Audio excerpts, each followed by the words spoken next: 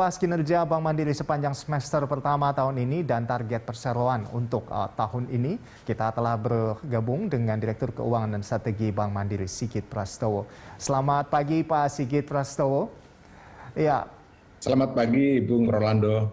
Ya, Pak Sigit, ini saat ini tengah ramai pembentukan bank digital. Untuk Bank Mandiri sendiri ini bagaimana? Apakah akan bangun bank digital juga atau bagaimana ini Pak? Terima kasih Bung Rolando. Setidaknya ya itu ada 3 cara yang kita kenal di dalam membentuk bank digital saat ini.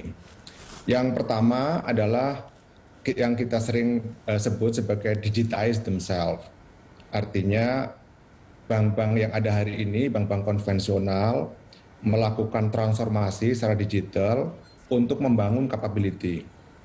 Ini lazim dilakukan oleh bank-bank yang kuat. Sebagai contoh yang kita lihat adalah DBS Bank. Cara yang kedua, kita kenal sebagai apa yang disebut dengan membentuk secondary brand.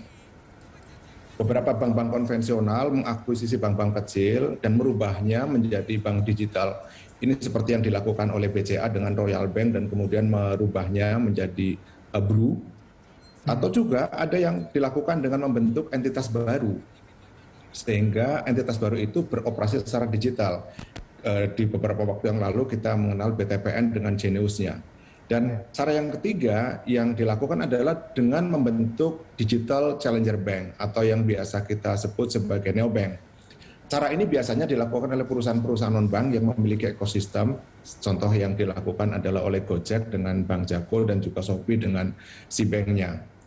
Untuk saat ini, Bank Mandiri sedang mengkaji beberapa opsi, tetapi kami berfokus untuk melakukan penajaman kepada opsi yang pertama. Kenapa? Karena Bank Mandiri saat ini mempunyai ekosistem yang kuat, baik di retail maupun wholesale kami, dan kita juga mempunyai customer base yang besar. Bank Mandiri adalah satu grup finansial terbesar dengan total aset kurang lebih di 1.581 triliun, dengan ekosistem jasa keuangan yang lengkap, juga termasuk Mandiri mempunyai, secara grup mempunyai banyak anak perusahaan yang layanannya tentu melengkapi layanan jasa keuangan. Kami punya aktivitas di sekuritas dengan Mansek, Multi Finance, kami punya Mandiri Tunas Finance dan Mandiri Utama Finance. Asuransi kami juga punya Aksa Mandiri. Kita di perbankan yang fokus kepada pensiunan kami punya Mandiri Taspen dan juga Bank Syariah Indonesia untuk fokus kepada syariah.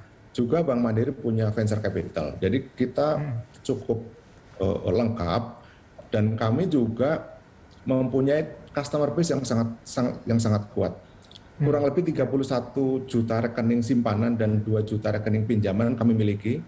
Dan Bank Mandiri juga dikenal sebagai wholesale bank yang memiliki ekosistem nasabah korporat dan juga komersil yang jumlahnya lebih dari 1.500 nasabah.